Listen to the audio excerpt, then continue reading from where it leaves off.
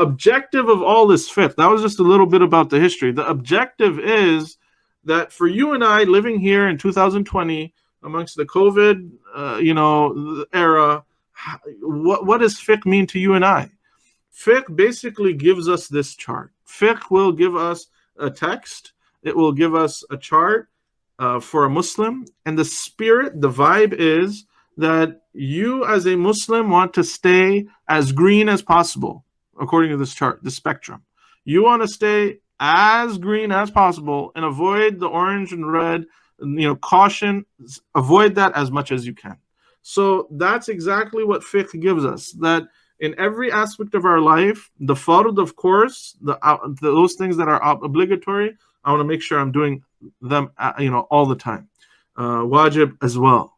The sunnah is ideal. Mustahab is something that's rewarding. And we're going to go through all of these, inshallah, this next week.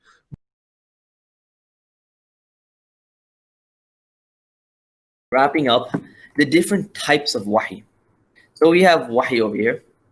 Then you have what you call wahi matlu. So this is an important slide, right? So people get confused between Quran and Hadith. What's the difference? If they're both revealed, if it's both about Islam and the Sharia, why is there a distinction? What is a distinction? So we need to keep this in mind.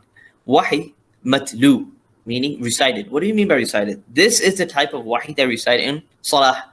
If we were to recite Hadith in salah, our salah would not be accepted. If we recite Hadith Qudsi in salah, our salah would not be accepted. So it has to be only wahi matlu, which is Al-Quran. And wahi matlu is such that just by reciting without any intention is a form of reward. We get rewarded for it. That's wahi matlu.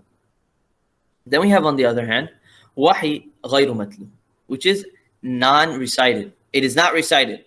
There is no meaning it is not recited in salah, and just by its intrinsic nature, with no intention, these type of revelation will not accrue any type of reward. The first of which is al-hadith, and then al-hadith Qudsi.